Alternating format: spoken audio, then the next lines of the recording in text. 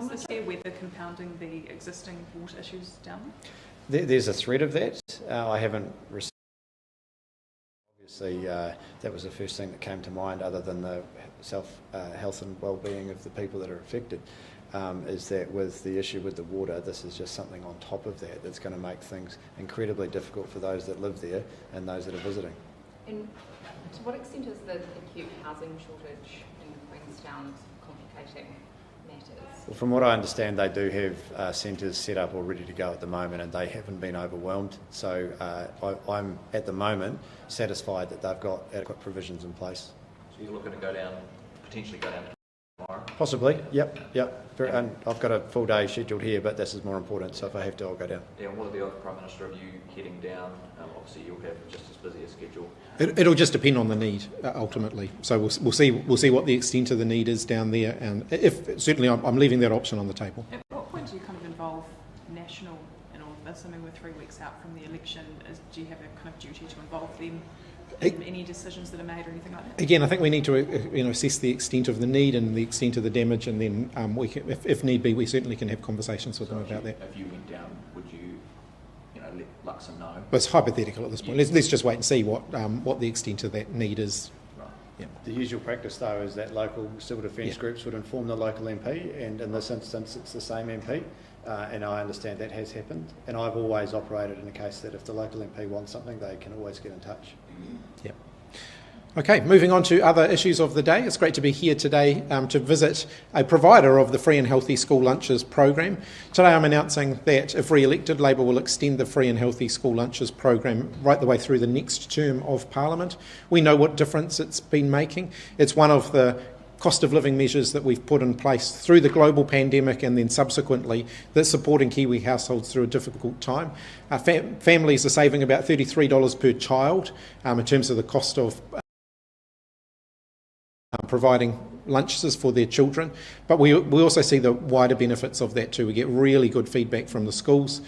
Schools and principals and teachers tell us that the kids are focused with their learning, that it's actually been a huge aid to getting kids engaged in their learning. So we want to keep that program going. We know it's delivering results.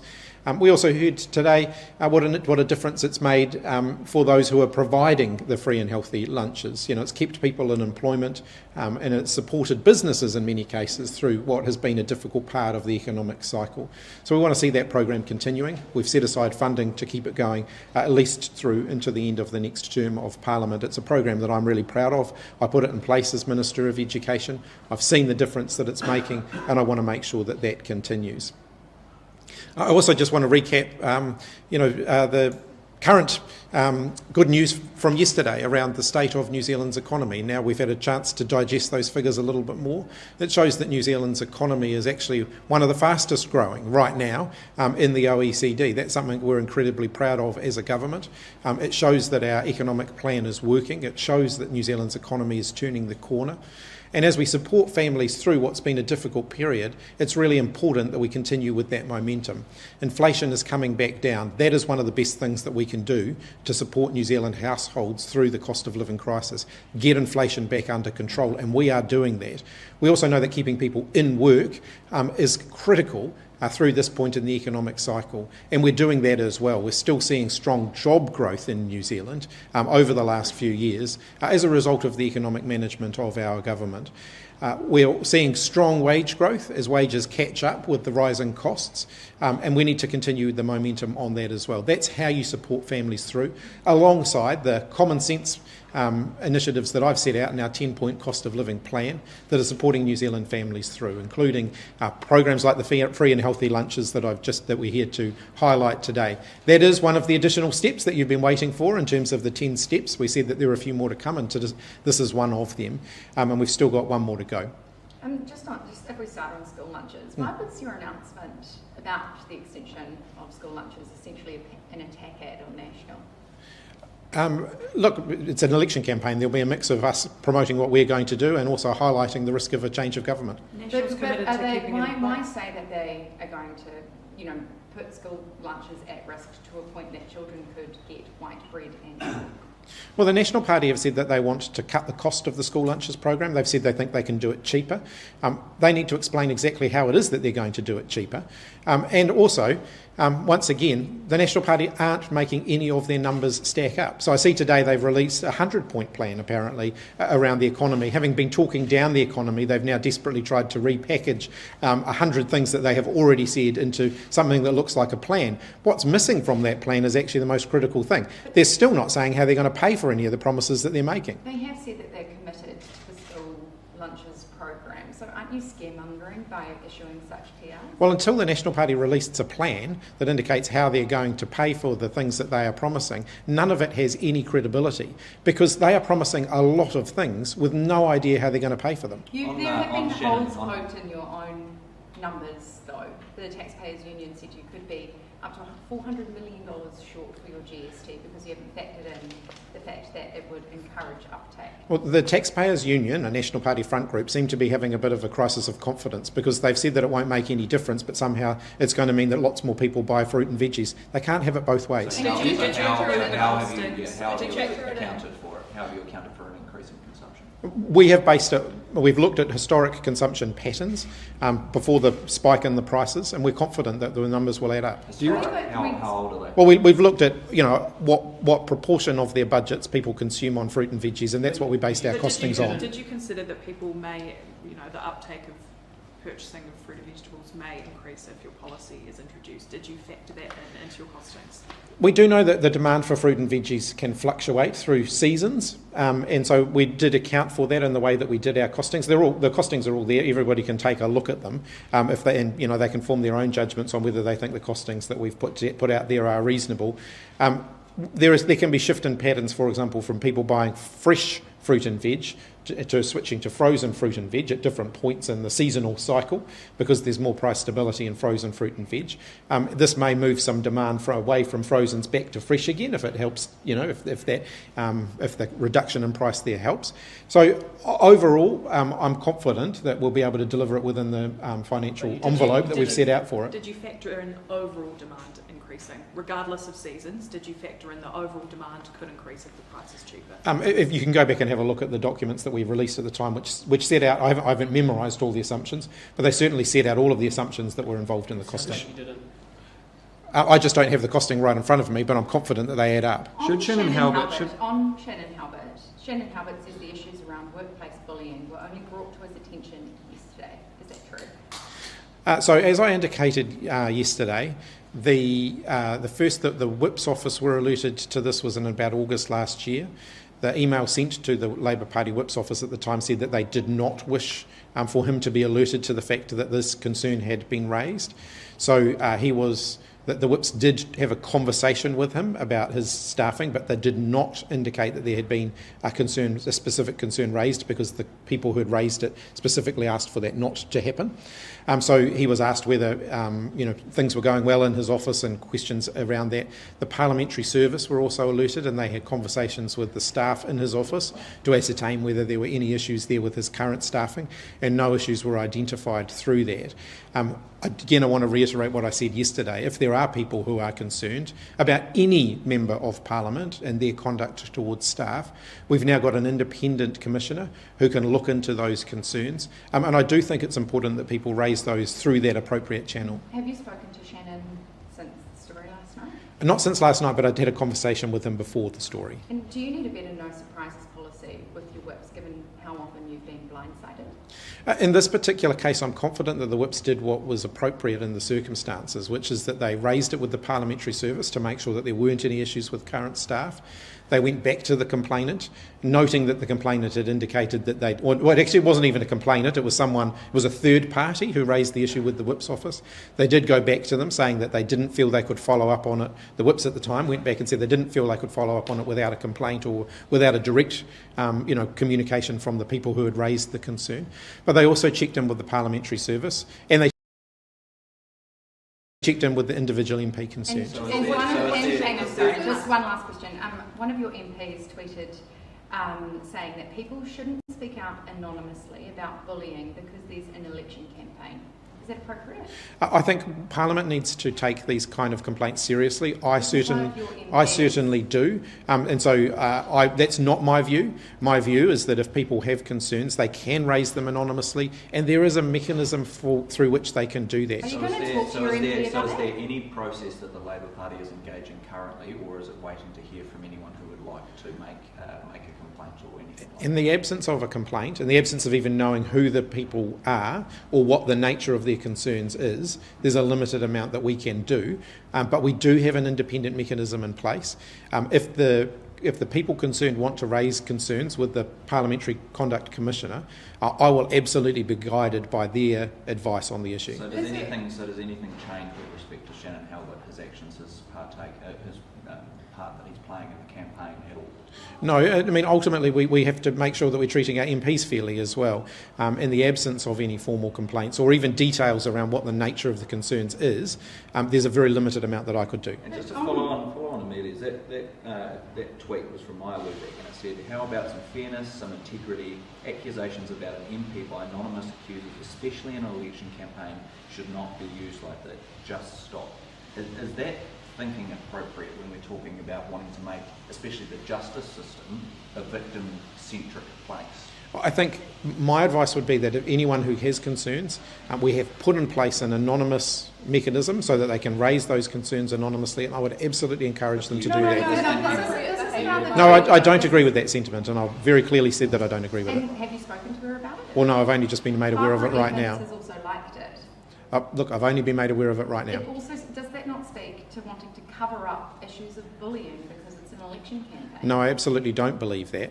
We've put in place an independent complaints mechanism so that the people who are anyone who wants to raise any concerns like this can have them appropriately dealt with. How damaging is this for Labour's election campaign? You're again having to talk about personnel issues within your own party. I think that it's important that any such complaints are taken seriously, that anyone who wants to make those complaints is afforded an appropriate process, and anyone who's the subject of the complaints is also afforded an appropriate process. Did the allegations come as a surprise to you? Question to Kieran. You used to be Labour's whip. Did you ever have any concerns about, or did anyone ever raise concerns about Shannon Halbert with you? No, not about Shannon, no. There were other concerns raised about other MPs, and we follow those up through the appropriate channels.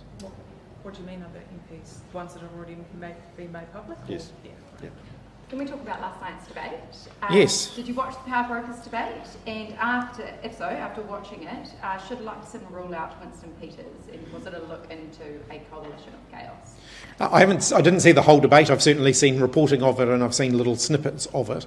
I think what it shows is that a National Act New Zealand First government would indeed be a coalition of chaos. They'd never be able to agree on anything. I think it would be destabilising for the country. I think it would put our economic recovery at risk because they wouldn't be able to do anything. National's tax plan is out the window because they don't have support for their tax plan from their two coalition partners who seem to know that it doesn't stack up. At least they're admitting that it doesn't stack up when National still seems to be burying its head in the sand. I think by contrast, what you saw on the other side is that we have said who we would work with. We would work with the Green Party, we would work with the Māori Party. We believe that they would take a mature approach to governing in the best interests of the country. They've both got a track record of doing that. The Māori Party have worked under a national government for 9 years and been a constructive contributor to government, and the Green Party have worked with us for the last 6 years and been very constructive in government, and I believe that we could work well together in the best interests of the country. On that, Debbie Ngāti-Wapaka said that a wealth tax would be a bottom line for her and her party, which effectively means that, if you've already ruled out a wealth tax, that basically blocks your path to power. I mean, it's very, very unlikely that you would even be able to form a government without Te Pāti Māori. So how do you work that out? We're not implementing a wealth tax. It's as simple as that. So ultimately, if the Māori Party if any party wants to force another election, then they could do that. But we're not going to be voting for something that we've said that we won't be. On that wealth tax. And I actually don't think that would happen. Wait, sorry, what you don't think what would happen? I don't think any party's going to force another election. So you don't think that she's being... You don't think that she's being realistic or serious when she said it's a bottom line? They may well go and request it strongly, but we wouldn't agree to it. On National's plan, they're saying the Reserve Bank is still predicting we'll head into a recession. Do you agree? Again, I don't think a recession is necessarily on the cards. If you look at the economic growth forecasts that were released yesterday, they are much stronger than anyone had anticipated. What do you make of them saying that as part of their plan? I haven't actually seen. Did they say that today? Yes. Yeah, I haven't seen it. So. What do you make of them campaigning on New Zealand being in a recession? GDP figures or recession forecasts, they seem pretty determined to paint New Zealand as being in a You're talking about the National Party rather than the Reserve Bank now, I assume. The National Party have been peddling doom and gloom since the start of this campaign. They've been desperately trying to talk New Zealand down. Christopher Luxon said that New Zealand's wet, whiny and miserable. He said that our businesses are inward looking. And I don't agree with him. Actually, I think what we've seen is a very resilient economy in New Zealand through a very, very challenging period globally. We're seeing that our economy is turning the corner through that. Inflation's coming back down. Economic growth is stronger than in most of the other countries that we compare ourselves to, and has been since the pandemic. That's because of the good economic management of our government. We've kept people in work. We've got very low unemployment in New Zealand. Again, that's not by accident. That's because of our government's economic management. Christopher Luxon and the National Party are desperate to talk New Zealand down because they think there's votes in it. Actually, they're doing economic damage to New Zealand in the process, and I think they should be more responsible than that. Does Labor have a succession plan if you lose the election? We haven't got a plan B. We're focused on plan A. Why won't you be clear about whether you will leave Parliament if you lose? We have 100%, our whole team is 100% focused on plan A. Does Yeah, Kieran yeah, McAnulty have leadership potential? I'm not going to get into any of that kind of speculation, and I know from past experience that as soon as you identify someone as a future potential leader, you give them the kiss of death, and I wouldn't want to do that to any of my parliamentary colleagues. I am very confident that there are several very, very strong future leaders, regardless of whether we win or lose. There are very strong future leaders available to the Labor team. Sounds like a succession plan. Well, Who are they? I'm not going to get into that. Party And besides, we're going to win. the ACT Party wants to bring back over-the-counter pseudoephedrine medication. What do you think of that? I'm actually open to that idea. It was something, the John Key-led government banned the over-the-counter pseudoephedrine cold and flu tablets. It didn't result in any kind of reduction in methamphetamine consumption in New Zealand. In fact, we've seen the opposite. But what it has meant is that people have found it much more difficult to get access to the most effective cold and flu medicines. So I'm actually open to that. It might have reduced domestic manufacture of methamphetamine, though. Isn't that a good thing? It certainly has. Well, there's no evidence to suggest that it's done that. Well, How can you say you're open to it without knowing that it hasn't had that impact or couldn't lead to a further boost? Look, I'm happy, like I said, I'm open to it. I'm not committing to it. I'm saying I'm happy to have the conversation. Will you consider it if you're in government? I'm certainly open to having to considering it. In the Yeah. last 3 days, you've been travelling down the coast here. Some of these electorates, you've got a bit of a tough battle in your hands. You've got new candidates. Everyone's recovering from the cyclone. You've got weighed down a little bit by incumbency here. What have you seen on your way down? What do you think?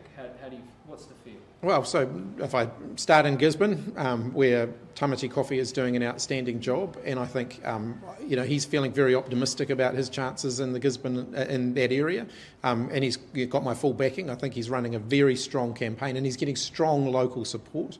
If I then head down through the Hawke's Bay, we've got Anna Lork, the most established MP there now, has done an outstanding job of supporting her community through the cyclone, being complemented by Mark Hutchinson, who's running an energetic campaign for the seat of Napier, and I'm feeling really good about both of their campaigns, and I think they deserve credit. We made the announcement around the hospital yesterday. Anna's been a passionate advocate for the hospital. And then if I look at Ikaroa Rāwhiti, a seat that we're going hard out to win, got Kushla here, and I might invite her to say a few words in a moment. Feeling very, very confident about the battle in Ikaroa Rāwhiti. I think Kushla's doing an outstanding job as our candidate.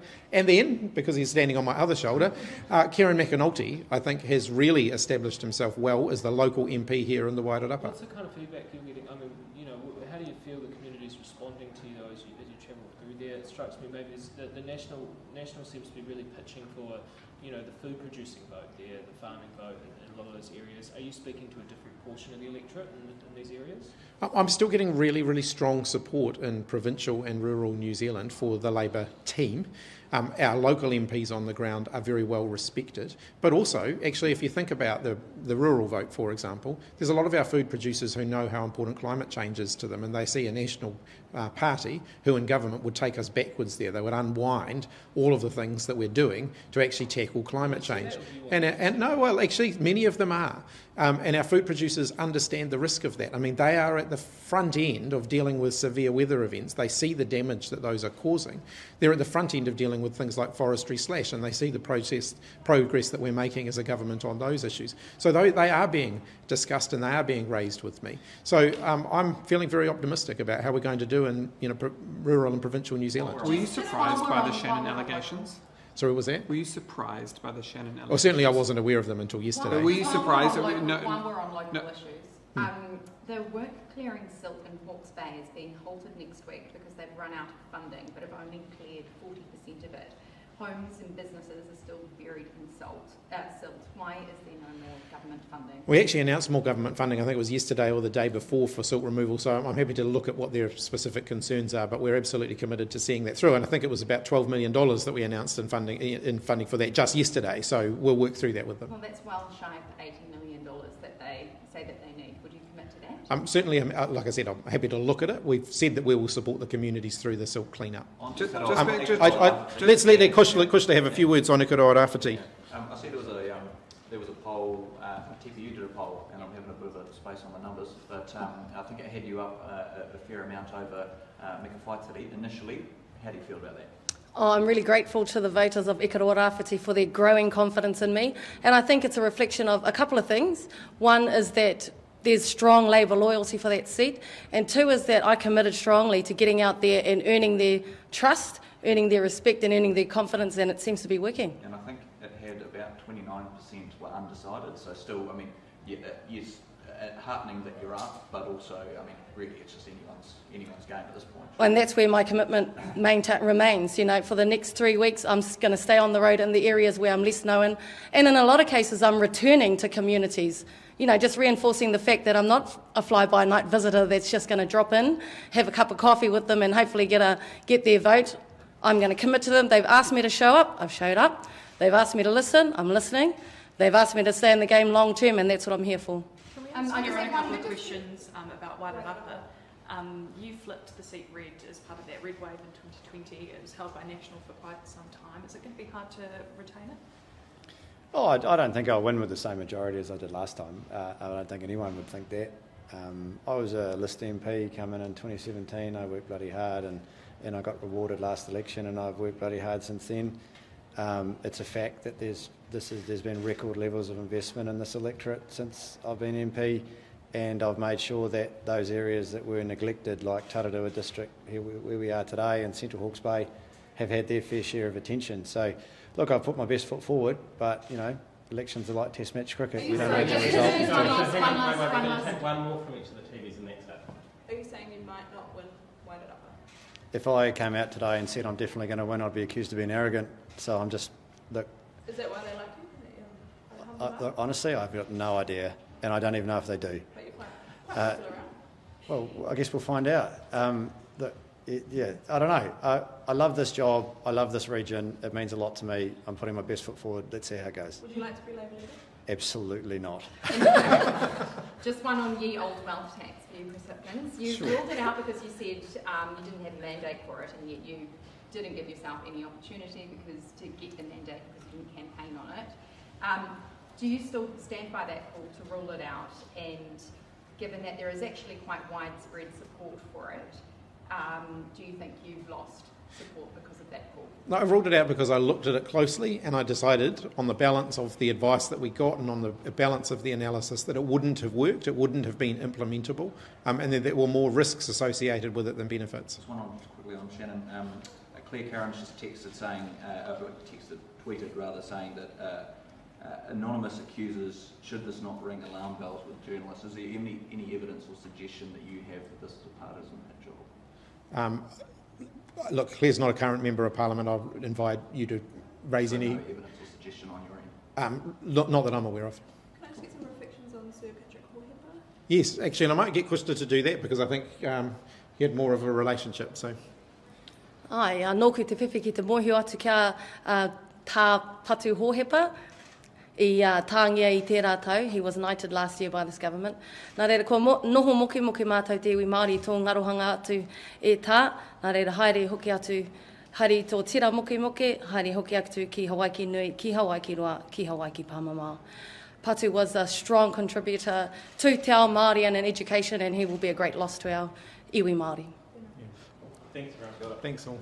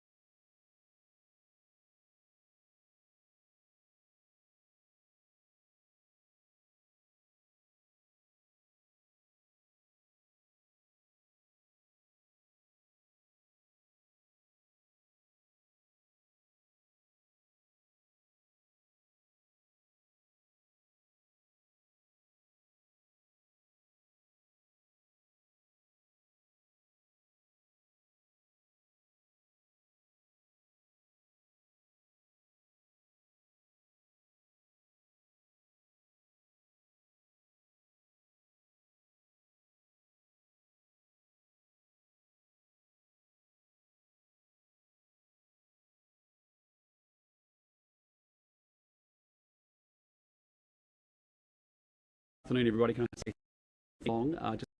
Just the situation that we're seeing in Otago and Southland, and weeks ago we were in Queenstown and to see the floods and the slips that are happening, and our thoughts are with the first responders and the people being impacted down there with the floods and the extreme weather. Can I just also say, today we announced 100 economic actions that are common sense, practical responses to actually how we get this economy rebuilt. As I keep saying, this election, when you strip away all the noise, it all comes down to the economy, and that is the thing that makes the biggest difference to the most amount of people in this country. We have to build this economy back so we can reduce the cost of living and actually create the conditions for us to be able to invest back in infrastructure and also in our public services. With that, happy to take any questions. The first thing that you've said... Sorry. How much is the 100-foot plan? Well, as we've said, we've announced over 40 policies in this election campaign already. We've been very prudent, very responsible, showing good economic management, and actually this is an aggregate and bringing all those actions together in this plan. So each of the individual actions, in the case of introducing our family boost policy, for example, we've funded that from actually pulling back and cutting out consultant spends, and we've been very practical about how we get about it. The first thing do you know how much you've put all those together in a nice blue document? Do you know how much? Well, it'll all come together in our fiscal plan, which you'll see very shortly. The first thing that you've said in your fact sheet is the Reserve Bank predicts New Zealand is already recession. How could that possibly be true when yesterday they said that we were out of recession? The Stats New Zealand who compiled the figures. Sure. Yesterday we saw some numbers that reframed our economic data over the last quarter, and last 2 quarters, which is fine. But what's very obvious is that you can see the Reserve Bank has forecast that we'll be back in negative growth over the course of the September quarter that we're in now. And you've also seen an IMF forecast that's essentially saying New Zealand's got 1% growth a year for the next 2 years. So we're very anemic, very low, very limited amounts of growth in this economy. Stats New Zealand, who compiles the data, say that we're not in recession. We need 2 negative quarters of GDP to be in a recession, so that would be essentially this quarter and then the December quarter as well. So are you saying that's what the Reserve Bank is saying? The Reserve Bank forecast is that we are going to be in negative growth, certainly in the September quarter. Can I help here? So Stats New Zealand have given us data that corresponds to the last period. What the Reserve Bank have done is forecasts for what's happening right now and what's going to happen in the next 6 months. And what they've said is happening right now is that our economy is shrinking. They've given a quarterly forecast that it's in contraction. They've then said that in the next quarter it will also be in contraction. New Zealand defines 6 months of contraction as recession. So according to the Reserve Bank forecast, no one knows what's actually happening right now because we don't have the stats data yet, but according to their forecasts, they expect this to be a 6-month period of recession. So then how can you put that as fact? You put under a fact box that we predict to be in a recession. That's not a fact. That's a prediction. It is a fact that they are predicting that. Yes, but you've just said no one actually knows what's happening right now. So that is slightly misleading, isn't it? I disagree because that is the Reserve Bank forecast and we have framed it as their forecast. So the Reserve Bank Sorry, Lloyd. Yep. Are forecasts and predictions, are they facts? What I'd say to you is they're the best estimate of what we've got going forward, and we have to say that is the reality of what we're going to face going forward. And so for me, when we say the Reserve Bank of New Zealand is forecasting that we're going to have 2 quarters of negative growth, that is their current best position and assessment of where things sit going forward. Frankly, the reality is for New Zealanders watching this, they know that they're actually facing high levels of inflation. Food prices are going through the roof. They know they're really struggling. You saw new data come out yesterday about the increase in rents, and we know we've got thousands of New Zealanders about to refix their mortgages and having to find $700 extra a fortnight. So New Zealanders see and feel it, as I've been saying, and the reality is whether you look at a number of different forecasts going forward, the reality is New Zealand has incredibly low, anemic, low growth. That is not an answer that we have to accept. So the forecast is the best estimate and assessment of where things are going, but we do get to change things and actually change where that forecast goes in reality, and that's what this is about today. Well, they are the most official forecast that we can get from the Reserve Bank of New Zealand, other forecasts that we've seen from the IMF about the outlook for New Zealand. And I think we can align and say that's our best forecast that sits there today. What about the Treasury? But my answer is very clearly that we get to change that outcome. We get to change that forecast if we put actions in place to determine that we want to do something different about that. Why are you using the Reserve Bank? Why not the Treasury? Well, the Treasury have a different set of the Reserve Bank is the ones that have been saying we're probably in negative growth this September quarter, likely to be again in December quarter. We've seen an IMF forecast for the next 2 years at low levels of growth, and what we've seen is stats then go back and with revisionist data and updated data, update the last 2 quarters. The Reserve Bank also were wrong 4% in their last prediction. Yeah. If they're They wrong were. 0.4% this time, no, it will show that we aren't in a recession. If they're Sure, but by positive 0.4%. I just say to you, this is the wrong conversation. The reality is, step out But you've and put it as fact. step out. It's our forecast, right? It's the most accurate forecast that governments use to say here's the outlook going forward, and that's all that this is about. But the reality is, we have low anemic growth, and whichever way you make the assessment going forward, that is something that we should be trying to change in New Zealand. We shouldn't just be accepting that the forecast is going to become our reality.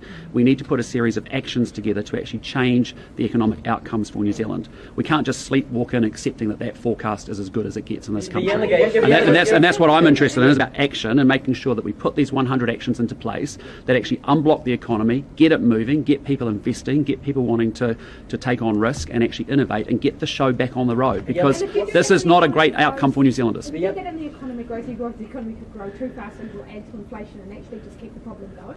Well, what I'd say to you... How do you get that balance? Well, look, I mean, let's be clear. We have Chris Hipkins in economic la-la land.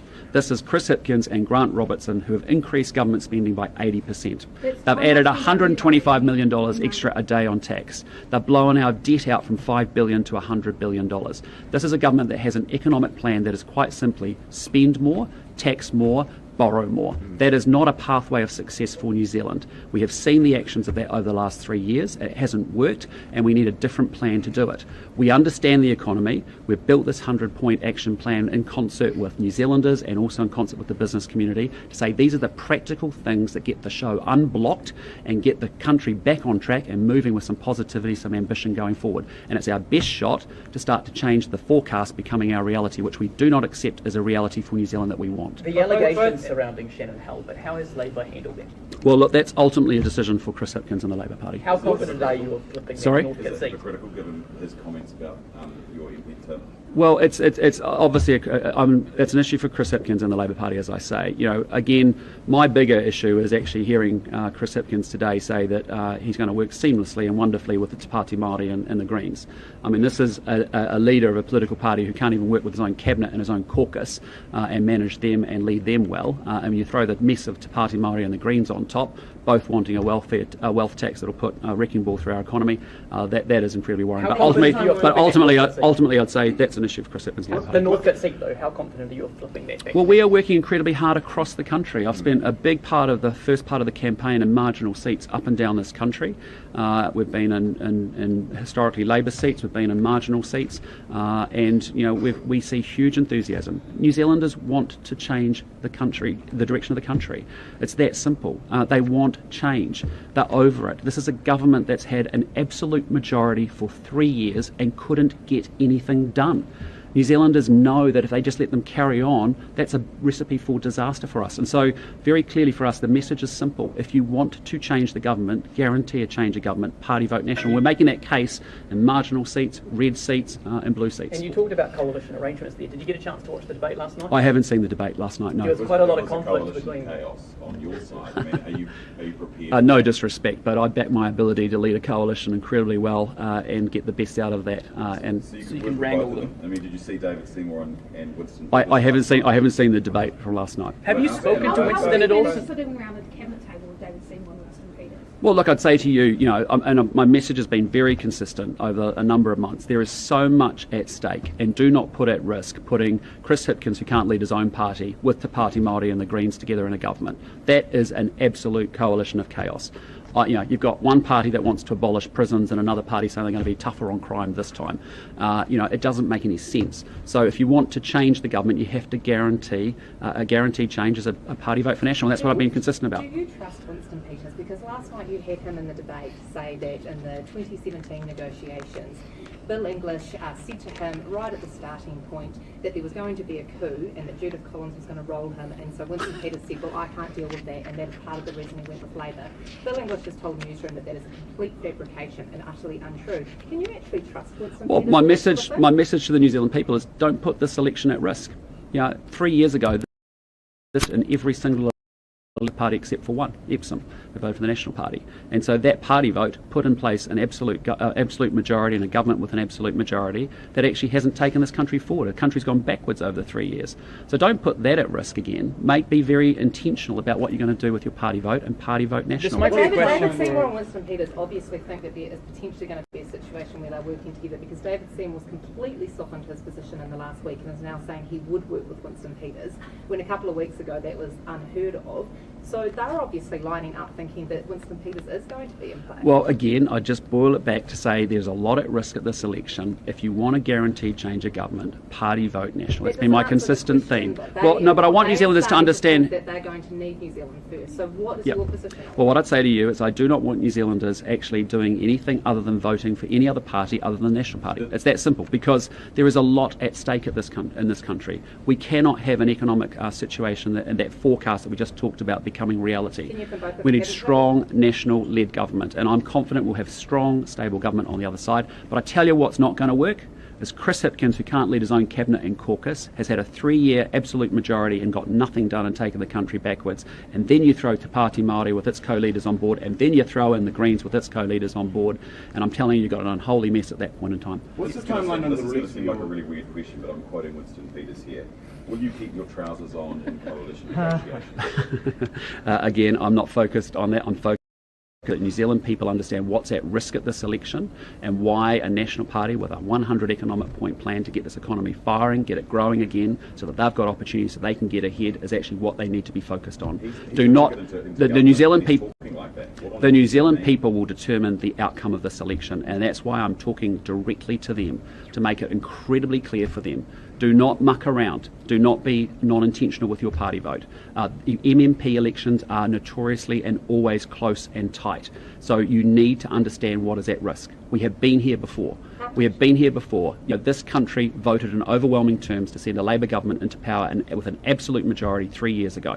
And nothing happened. The country went backwards. So be intentional this time around. Party vote national. How much on this campaign trail do you think that you are getting face time with undecided or swing voters? I think we've had a huge amount of that, and I've been doing that actually for a number of months now with the Back on Track tour, where I've spoken to 11,000 sort of people. And in the campaign trail, look at today, or do you think you're getting a lot of face time with people you could persuade? If you've been with me over the last 2.5 weeks, you'd seen I've been into many, many marginal seats and red seats and Labour seats. And why are we doing that? Because actually we have a huge opportunity to actually increase our party vote, even in historical Labour strongholds. If I look at my observations of Chris Hipkins, he's trying to save his furniture and he's actually going to deep red seats, and actually that's where he's spending his time. What's the rationale for going back to Auckland every night? Well, it's just actually how my schedule works, in terms of just how the schedule works. So it's a good base for us to execute from and go out where we need to go the next day. Do you tell me police stats showing ram raids at a 2-year low? Well, no disrespect, but this government's had 6 years to sort out our law and order challenges in this country. I saw a ridiculous proposition, I think yesterday or the day before, where Hipkins comes out and says, actually, I'm sorry, we're actually going to get rid of our only target that we had on crime and law and order, which was a 30% reduction in the prison population. You're going, yeah, right.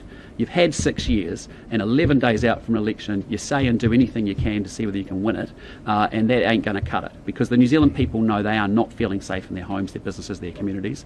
The New Zealand people see crime each and every day. Just look at the images in the last 72 hours across this country, and they see violent crime up, they see retail crime up, they see growth in gang membership, see ram raids happening multiple times a day. So, we get to choose that, and that's what I'm saying to the New Zealand people.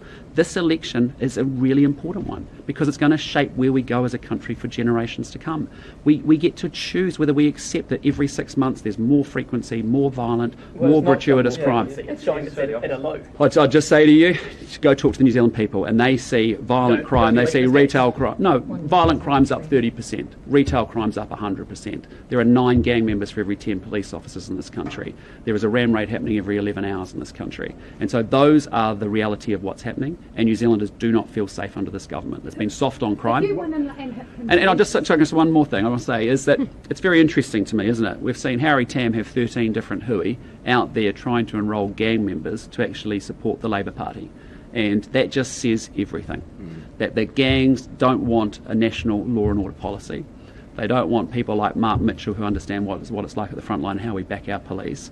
In Australia, we've taken very similar laws and approaches that we've seen in Western Australia and Queensland in our policies, and the gangs are actually forming their own political party over there. Well, here in New Zealand, they don't need to do that because they can actually just support the Labour Party. You talk about misinformation, and you've got your fact-checking website, and Chris Bishop standing behind you has made a big deal about this. But Labour would be furious that you're saying that they're endorsing this. Well, why don't we have every single Labor candidate? They can't. Well, why don't we have Chris Hipkins come out very strongly and say he does not want their vote and reject it outside? Why, if he's so strong about it, why has this government given them $2.7 million worth of rehab money? When you think about that, why, when there was a cabinet paper taken to cabinet just in the, recently, they actually decided they'd continue to fund connections with gangs? So why? So let's hear him say that, and let's hear every single MP and every single candidate across the Labor Party across the country say that exactly in the same way. He has said basically exactly what you just said about the gangs and Harry Tam. Yeah. They don't want their vote. Yeah, well, So all I'm saying to you is Harry Tam doesn't want a a national government. That's pretty obvious, and he's actively campaigning and endorsing Labour's vote. Because they're soft on crime, right? They're soft on crime, and the gangs know they're going to do better under Labor than they will under National. So anyone who supports National, how do you know people are out there supporting National, people that you support? Well, I'll just say to you, I mean, it's just interesting to me that the gangs are out there, having had 13 hui, an activated campaign for the first time that we've seen in many election campaigns, saying that they're actually wanting to sign up people, enrol people and endorse the Labor Party. I think Chris Hipkins should be even stronger with his rejection of that. What's the timeline on the release of your fiscal plan? I'll let Nicola talk to that. We'll be announcing our fiscal plan well in advance of the election. I'd encourage everyone here to ask Grant Robertson the same question. And the reason for that is, while he has released his pre-election update, since then he has announced hundreds of millions of extra campaign promises above and beyond what's in the budget. The budget also notes a number of significant fiscal risks should Labor be re-elected. Auckland Light Rail, the income insurance scheme, the Lake Onslow project. So Grant Robertson needs to tell New Zealand how he plans to pay for all of that. And I think he will do what he has always done. He'll completely blow the Treasury forecast, so you cannot believe what's in the pre-election update. Where's his fiscal plan? In advance of the election, do you mean in advance of advance voting opening? Yes. Or? Okay. Some of those fiscal risks include things like building more state houses, and there's not necessarily enough money to build more state houses. You said the other day that you do want to keep building them. Is that going to be part of your fiscal plan, or is there going to be money in there to build? Yeah, I mean, our state commitment houses? is very Are you confident clear. there's enough money to build Chris that? and I have talked a lot about it. I mean, we are confident that we can deliver the track that was laid out in the budget this year by the government. Our mix will be slightly different between KO and community housing providers. But, let's be clear, across the housing market, Labor has been an abject failure, whether it's home ownership, whether it's rental, whether it's state or social housing. And the issue is a lack of supply. So we are very committed to that and actually getting outcomes. So there's definitely money set aside in the fiscal Well, plan for that part. Kāinga Ora have already had significant capital funding committed to them, so we will be looking to get a lot more value out of that funding. Can I say about the free school lunches? Are Yeah. you committed to that for the whole next term? Yes, we are. What we are, we think that's a good program. It's a program that we said we've supported and will continue to do so. But we are also concerned about waste and efficiency and effectiveness of the program, and we're wanting to look at that like we want to look at all programs across Labor the are country. costing it at $650 million. Are you Labor Sorry? are costing it at $650 million across the forecast period? Are you going to spend the same amount of money? Well, I just think it's again an unusual thing, isn't it? It's a policy that Labor's purport to say that they So I'm want just to do. asking you, They cut the money $650 after million April 1st. over 4 years. Are you committing the same amount? What I've committed to say is we will support the program. We think it's a good program. We continue to support it, but we do want to see more efficiency, better effectiveness, So you can and do less it for waste. less than $650 million? We want to make sure that we can deliver all the programs that are working. We will continue to look at every program to make sure it's efficient and effective, so we can get money to the front line to improve services across New Zealand. Will you commit to the same amount? Sorry, Katie. Will you commit to the same amount of children? Yes, I mean we amount of children. we believe that actually the program is a good program. It's the right program. I've said to you consistently, where we see good programs, we will support it. Where we see poor programs, we will stop them. But actually, in the case of a program like this, I'm also conscious that when I talk to schools and when I talk to school lunch program providers, there is also huge amounts of wastage, and we need to work at the efficiency and the effectiveness and the delivery of the program as well. Will you cut the quality of those meals? Hipkins says that you're going to swap out multi-grain bread and put white bread. Oh my in. goodness! I mean, honestly, you can't make this stuff up. I mean, honestly, this guy is so desperate now. He's literally throwing anything at a wall to see what sticks. Honestly, you just can't make it up. What I have said consistently is that we support the program. But like everything with this government, and like in my own experience as a CEO, you can get better outcomes with the same amount of money, and the same amount of resources, if you choose to manage things better. And so in this case, we're looking at a program with a big spend. We want to make sure that we're getting efficiency, effectiveness, and a good return on that. It's quite right that we would look at wastage, ordering, delivery models, all of those things to make sure, can we improve the program and get better value for money?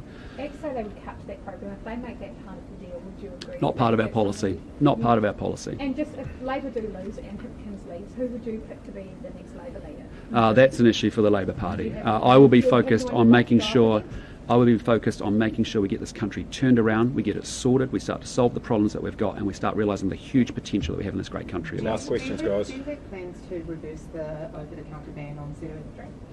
Look, I'll look at it, but what I'd say in government, but what I'd say to you is the major issue is, again, where the conversation should be is what are we doing to crack down on gangs and what they're doing around meth, and that's where the focus should be. But we're open to looking at that in government, but what I'd say is I'd love to see a lot more action from this Labor government, which is, time's up, but that's what we'll be focused on. And on Tuesday's debate, you said that you had felt unsafe walking down Queen Street in the evenings. How recently is that? Oh, in the last year. I've just got a question about Hawke's Bay here. Yep. The work clearing all the silt in Hawke's Bay, it's being halted. It's going to be halted next week because they've run out of money in order to do it. They've only cleared 40% of it. They need another $80 million from the government. Yep. The government you lead giving that money. Yeah, my message when I've been in Hawke's Bay, and I've been there several times, is actually I want everyone in Hawke's Bay to understand is that we're not going to go turn everything upside down in the Hawke's Bay. It's really important. We've tried to be bipartisan and supportive of what's been going on there. I think the government's been way too slow at actually getting resources and giving people certainty and clarity on how they get to move forward. But I've said to them, I don't want to turn everything upside down and go back to a blank piece of page. We're going to honour the commitments that have been made by the government. We're going to actually speed it up. We're going to create an ombudsman role so that there is actually a place for property owners to go to for assessments around property categorisations and values and valuations and all those good things. But we are going to keep making sure we rebuild that region back very strongly. We're very committed to that. But on the doctor's strike, did you think that they need to be paid what they're demanding? Look, I mean, as I've said before, we're going to increase spending in health and education every year that we are in government. On the current strike? I am not party to those negotiations. That is something that happens between the government and the union. But I would love to think that we could pay our doctors more, and I'd love to think we could pay our nurses more. But again, what I'd say to you is that we're not party to those conversations. They are negotiations that are taking place. But the bigger issue here is, again, we are seeing waiting list times across the healthcare system blow out. And again, that's what I'm going to be focused on: rebuilding the workforce, homegrown doctors, homegrown nurses, getting our immigration settings right, make sure we put targets back in place because that saves lives and focuses everybody, and importantly, getting the funding moving from the back office and then recycling it so that we can actually put it into the front line with doctors, with nurses, with the delivery of healthcare services. Can I just ask about scrapping Lake Onslow as well? Yeah. You want to double renewable energy. Absolutely. But there's this winter peak, and that's why the coal's used. No. Did you have plans to transition to 100%, and what are you going to do if you don't have a battery kind of thing? I'll let Chris talk to this, but we've got a good plan. Lake Onslow is not required to increase our production of renewable energy. In fact, it's actually a big barrier to the increase in renewable energy because you've got a whole bunch of investors and electricity generators right now who are holding back from making investment decisions into new wind, geothermal, hydro and solar because the government has come in and said we're going to spend anywhere up to $30 to $40 billion building our own government-owned scheme in the wrong place. And they are all holding back from making investment decisions. So the best thing the government could do to increase renewable energy production, which we are absolutely in favour of, in fact we're far more ambitious than the government on, is dump Lake Onslow immediately, which is our policy, put in place a national policy statement on renewable electricity generation, which makes it far easier to consent new renewables, which we will do and the government has not done for the last 6 years, and get the lines upgrades happening so that you can invest in local distribution networks and the national transmission network to make sure renewable energy goes to where it needs to be. And that's our policy, and we will move quickly on that because there are enormous opportunities around electrification. But we need to get rid of Lake Onslow. Well, in the winter peaks, at the moment, we have Huntly operating from coal. Over time, Huntly will come off coal. and you have fast start gas peaker plants for those winter peaks when everyone comes home from work at 5 o'clock and puts the kettle on and starts dinner and has a shower with the kids, or put the kids into the bath. This is a man with a young one who's doing bed past dinner time routine on very little sleep. That's when the peak is. That's when the peak is, and you can do fast start gas peakers for that. Gas is your long-term plan. Fast start gas peakers as a transition. You don't need a $30 billion plan, and there's not an expert in the country who thinks that is required. Yeah. So we're going to dump it. 100% renewable if you're burning gas for power. Well, even on the government's own suggestions, they say that even with Lake Onslow, it's 100% renewable in a normal hydrological year. You've got to read the fine print on this stuff. And actually, that last 1% to get to 100% renewables is extremely expensive. We can get to 97, 98, 99% renewable and massively electrify the economy and use a bit of fast start gas peakers. That is a much more efficient and effective use of money than the government dumping $30 billion worth of Crown capital into a boondoggle scheme in the wrong place of the country. All right, on that note, I think we might wrap it up. Why is banning cell phone in schools in your economic plan? Because it's actually about growing skills, and it's about making sure that our kids are actually learning in the classroom and our teachers are able to teach. We see the evidence overseas is incredibly strong. We see schools that have done it here locally in New Zealand and have had really fantastic results, and that's something that we support. So we want, as I've said to you so many times, this is the thing that worries me the most in my time in politics, is the state of our education system. And Erica and I have talked and thought deeply about this, about what do we need to do. You cannot call ourselves a first world country and have the hope that we have for our economy moving forward if we can't get our kids better educated to access higher paying jobs and therefore get more freedom as to how they get to live their lives. And so that's why we want our kids back at school, and importantly we need to drive academic achievement, and we need to work really hard at that and teach the basics well.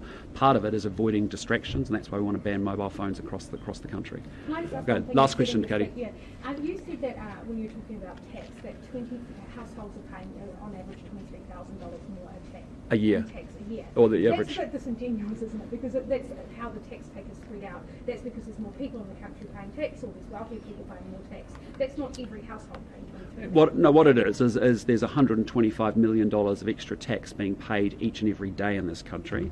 A lot of it is a function of inflation, where people have been pushed into higher tax brackets as a result. Well, yes, but any other, let's be clear, this is what Nicola and I are proposing around trying to get compensation for inflation by moving tax brackets is not radical ideology or deeply political. It is a common sense response that you see in centre-left, centre-right governments all around the world. And what we're doing here is saying the government is collecting a huge amount of tax because people get chucked into higher tax brackets because of inflation, and as a result they end up paying more tax. And so that load spread across the households in New Zealand is 23,000 extra households a year, $23,000 household per year. That's what it works out at, on average. The message is really simple. We've got a government that's spending more, up 80%, $1 billion extra a week. We've got a government taxing more, collecting $125 million a day. We've got a government borrowing more, from $5 to $100 billion, costing us $11 billion in debt servicing a year. That recipe, that dog don't hunt, that ain't going to work. And actually what we need is a proper economic plan, and that's what the National Party will deliver. Strong economic management so we can get ahead and actually get better public services in place. Thank you guys. Have a good day.